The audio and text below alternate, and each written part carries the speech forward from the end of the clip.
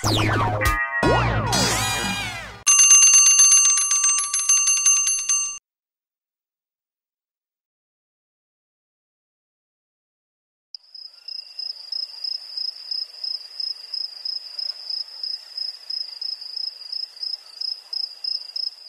দেরি হলো বরুণ জেঠু? আর বলিস না, তোদের এখানে আসবো বলে বাড়ি থেকে বের হয়েছি, আর ব্যাস পথে দেখা আমার এক পুরনো বন্ধুর সঙ্গে। ওর সঙ্গে কথা বলতে গিয়ে একটু দেরি হয়ে গেল। তিনি কে গো? তপন মাইতি, খুব ভালো ছেলে। আমার সঙ্গে ওর আলাপ আজ থেকে প্রায় 12 বছর আগে। আমি যখন হরিপুর গ্রামে পোস্টিং নিয়ে যাই তখন ও ছিল ওই অফিসের কেয়ারটেকার, কিন্তু ওর বাড়িতে এমন একটা ঘটনা ঘটে যার জন্য পরবর্তীকালে ওকে ওই গাঁ ছাড়া হতে হয়। শুনলাম এখন নাকি পরিবার নিয়ে এই শহরেই আছে। আমাকে একদিন যেতেও বললো ওর বাড়িতে। বলুন জেঠু, কি ঘটনা ঘটেছিল গো ওনার বাড়িতে? তাহলে বলি শোন। আমি তখন সবে হরিপুর গ্রামে বদলি হয়ে গেছি। আচ্ছা তপন বাবু, এখানে দেখছি দোকানপাট, বাজার, এমনকি রথের মেলাতেও সবাই সকালবেলায় আসছে, কিন্তু সন্ধে হতে না হতেই সবাই যে যার বাড়ি চলে যায়। পথে ঘাটে কোনো মানুষজন দেখা যায় না, এরকমটা কেন? কি আর বলবো বড় বাবু, আপনি শহরের মানুষ, শুনলে হয়তো বিশ্বাস করবেন না। চোর ডাকাতের ভয় আছে নাকি? না না বড় বাবু, চোর ডাকাত নয়, এ জিনিস অন্য। এ গাঁয়ের অনেকেই দেখেছে। ওই যে হারাধন মুখুজ্জের বড় ধান ক্ষেত, সেখান দিয়ে সন্ধেবেলায় যেই যায় সেই আর ফিরে আসে না বাবু। ওই ধান ক্ষেতের কাকতাড়ুয়া ভূত কাউকে আস্ত রাখে না, বুঝলেন? সন্ধ্যের পর যারা যারা ওই ধান ক্ষেতের পাশ দিয়ে গেছে না, পরের দিন তাদের সবার লাশ ওই ক্ষেতের আশেপাশে কোথাও পাওয়া গেছে। তাই নাকি? হারাধন বাবু কোনো ব্যবস্থা নেননি? হ্যাঁ, নিয়েছিলেন। অনেক হোম যজ্ঞী পুজো আচ্চা করা হয়েছে, কিন্তু তাতেও কোনো লাভ হয়নি। তপন, আমাকে কাল একবার সকালবেলায় ওই ধান ক্ষেতের কাছে নিয়ে যাবে? হ্যাঁ হ্যাঁ, নিয়ে যাব, নিশ্চয়ই নিয়ে যাব। ঠিক আছে, তবে একটা আবদার ছিল বড়বাবু, যদি অভয় দেন তো বলি। আরে হ্যাঁ হ্যাঁ, বলো।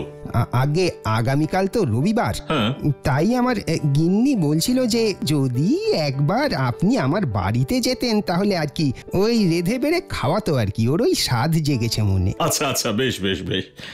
আর এমন কি, কাল সকাল সকাল আমি চলে যাব তোমার বাড়ি, আর ফেরার পথে ওই ধান ক্ষেতটাও দেখে নেব। পরের দিন সকালবেলা তপন এসে আমাকে ওর বাড়িতে নিয়ে গেল। আসুন আসুন বড়বাবু, এই যে এই হলো আমার ছোট্ট কুটির।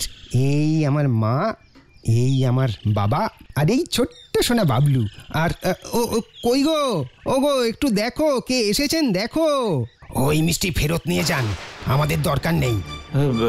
মানে মিষ্টি ফেরত নিয়ে যাব কেন? আর এসব আপনি কি বলছেন? আহ বাবা, কাকে কি বলছো? উনি আমাদের অফিসের বড় বাবু। চাই না চাই না, কারোর দান চাই না, সব চলে যাও, সব চলে যাও। দুপুরের খাওয়া সেরে আমি আর তপন ওখান থেকে বেরিয়ে পড়ি। সোজা চলে আসি হারাধন বাবুর ক্ষেতে। বেশ অনেকখানি জায়গা জুড়ে ধান ক্ষেত, প্রায় 4 বিঘে মতন জমি হবে। ক্ষেতের এ প্রান্ত থেকে ও প্রান্ত ধান চাষ হয়েছে। ক্ষেতের মাঝে দেখি একটা কাকতাড়ুয়া দাঁড়িয়ে আছে। বেশ অনেকখানি জায়গা জুড়েই তো ধান ক্ষেত দেখছি। তপন, এ সবই কি ওই হারাধন বাবুদের? আগে হ্যাঁ কর্তা, এখন সব ওনাদেরই। এখন মানে আগে এই সব কিছু আমাদের পূর্বপুরুষদের ছিল। হারাধন বাবুর বাবা ছিলেন আমাদের নায়েব। ছল চাতুরি করে ভালো মানুষের সুযোগ নিয়ে উনি সব সম্পত্তি নিজের নামে করে নেন, বুঝলেন কর্তা? আচ্ছা তপন, এই ভূতের উপদ্রব কতদিন হলো শুরু হয়েছে? আগে কর্তা, ওই ধরুন প্রায় 2 মাস হলো। একবার হারাধন বাবুর সঙ্গে কথা বলা যাবে? হ্যাঁ, তা বলতেই পারেন। মানুষ হিসেবে খুব একটা খারাপ নন হারাধন বাবু। আমরা দুজন তারপর হারাধন বাবুর বাড়িতে গেলাম। আসুন আসুন বড় বাবু, আমি লোকমুখে শুনেছি নতুন পোস্ট অফিসের বড় বাবু এখানে বদলি হয়েছেন। ভাবছিলাম আপনার সঙ্গে আলাপ করতে যাবো, তা ভালোই হলো আপনি নিজেই এখানে চলে এলেন। হ্যাঁ, আপনার ক্ষেতের পাশ দিয়ে হাঁটছিলাম, তপনের মুখে আপনার ক্ষেতের নতুন উপদ্রবের কথা শুনলাম, তাই আর কি একটু আপনার সঙ্গে আলাপ করতে এলাম। তা ভালো করেছেন। আর বলবেন না বড়বাবু, এই যে কি এক নতুন ঝামেলা শুরু হয়েছে, আমি তো কিছুই বুঝতে পারছি না। কত পুজো হোম যজ্ঞ সবই তো করালাম, কিন্তু কোনো কিছুতেই কাজ হলো না। হঠাৎ কোত্থেকে যে ভূত চলে এলো, কি যে চায় কিছুই বুঝতেও পারছি না। আর এদিকে আমার পাসপোর্ট ভিসা সব রেডি, শুধু এই বাড়ি আর ওই ধান ক্ষেত এর একটা ব্যবস্থা করতে পারলেই আমরা সপরিবারে বিদেশে চলে যাব। শহরের এক বড় ব্যবসায়ীর সঙ্গে কথাও হলো, তারা এলো, দেখে গেল, স্থির হলো এই বাড়িটা একটা বড় কলেজ আর ওই ধান ক্ষেত জুড়ে ওই যে কি বলে শপিং কমপ্লেক্স তৈরি হবে। হ্যাঁ হ্যাঁ হ্যাঁ, শপিং কমপ্লেক্সই বলেছে। এই হরিপুর গ্রামের চিত্রই নাকি তাতে বদলে যেত, সবাই চাকরি পেত, কত উন্নতি হতো এই জায়গার। কিন্তু কোত্থেকে যে কি হয়ে গেল। আচ্ছা, শহর থেকে ব্যবসায়ীরা কতদিন আগে এখানে এসেছিল বলতে পারবেন? হ্যাঁ, এই তা প্রায় মাস 2 হবে। আর এই 2 মাস ধরেই ভূতের উপদ্রব শুরু হয়েছে। আচ্ছা, আপনি থানার ওসিকে একটু জানিয়ে রাখুন, আজ রাত ঠিক 10টায় ধান খেতে আসতে বলবেন। দেখি যদি কিছু করতে পারি। সন্ধে হবার আগেই আমি আর তপন ধান ক্ষেতের পাশে একটা বড় গাছের আড়ালে ঘাপটি মেরে বসেছিলাম। যত রাত বাড়তে থাকে ধান ক্ষেতের অন্ধকারও বাড়তে থাকে, চারপাশে কোনো জনমানব নেই, বেশ গা ছমছমে ভাব। রাত তখন প্রায় ওই 9:30।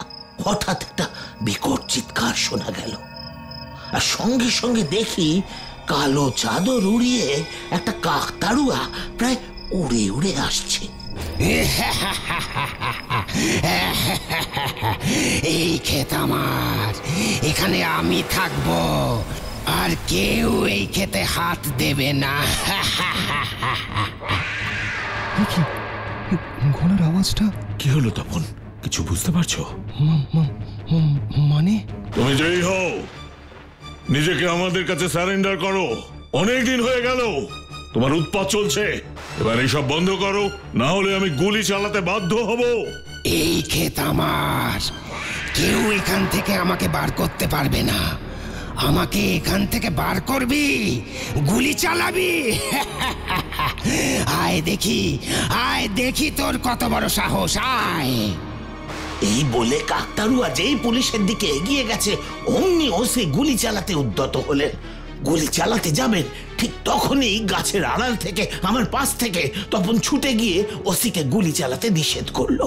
দোহাই বড় কর্তা, দোহাই দোহাই আপনার, দয়া করে গুলি চালাবেন না বড় কর্তা। কি? হ্যাঁ তপন বাবু, আপনি গুলি চালাতে নিষেধ করছেন কেন? এই কাকতাড়ুয়া কত লোকের জীবন নিয়েছে, আর আপনি ওকে বাঁচানোর চেষ্টা করছেন। তার মানে আপনিও কি এই সবের সঙ্গে যুক্ত আছেন? না না, উনি এসবের সঙ্গে যুক্ত নেই। উনি সেই সন্ধ্যে থেকে আমার সঙ্গে এখানে দাঁড়িয়ে আছেন। এসবের সঙ্গে যুক্ত থাকলে উনি কিছুতেই আমার সঙ্গে এখানে থাকতে রাজি হতেন না। কি মেশমশাই, আপনি কি এখনো চুপ করে দাঁড়িয়ে থাকবেন, কিছু বলবেন না?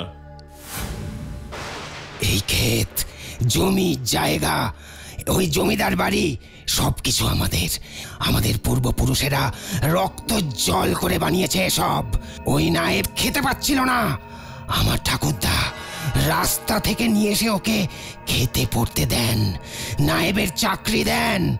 আর ওই শয়তান সব ভুলে আমার ঠাকুরদাকে বিষ খাইয়ে মেরে ফেলে সমস্ত সম্পত্তি হাতিয়ে নিল। আর এই হারাধন বলে কিনা সবকিছু বিক্রি করে দেবে বাইরের লোকের কাছে। আমি বেঁচে থাকতে তা কখনো হতে দেব না।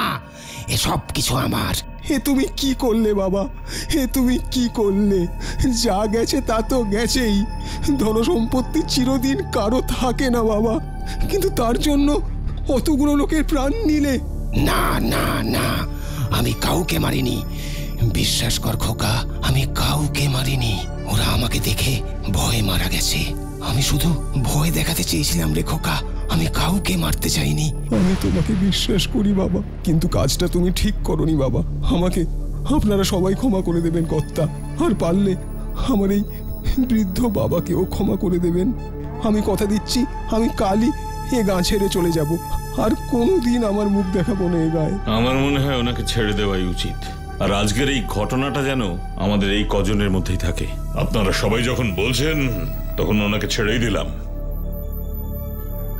পারলে আমাকে ক্ষমা করে দেবেন বড়বাবু, আমায় ক্ষমা করে দেবেন। এসব কি বলছো তুমি তপন? তোমার মতন ভালো মানুষ খুব কমই হয়। আজ থেকে আমি তোমার বড় বাবু নই, আজ থেকে আমি তোমার বন্ধু বরুণ। তুমি কি করে জানলে বরুণ জেঠু যে তপন কাকুর বাবাই কাকতাড়ুয়া হয়েছিল? প্রথমে ওনার ব্যবহার দেখে আমার একটু খটকা লেগেছিল, তারপর তপনের মুখে যখন জানতে পারি যে ওই সব সম্পত্তি ওদের পূর্বপুরুষদের ছিল, তখন দুইয়ে দুইয়ে চার মেলানোর চেষ্টা করি, আর বাকিটা অনুমান। আজ রথের দিনটা গল্প শুনতে শুনতে আর পাঁপড় ভাজা জিলিপি খেয়ে বেশ ভালোই কাটলো, কি বল? একদম একদম একদম এমন সব গল্প দেখতে হলে এক্ষুনি সাবস্ক্রাইব করুন toys TV Bangla. Bell icon click করতে ভুলবেন না কিন্তু। আর অবশ্যই বেশি বেশি করে শেয়ার করুন টয়েস টিভি বাংলা।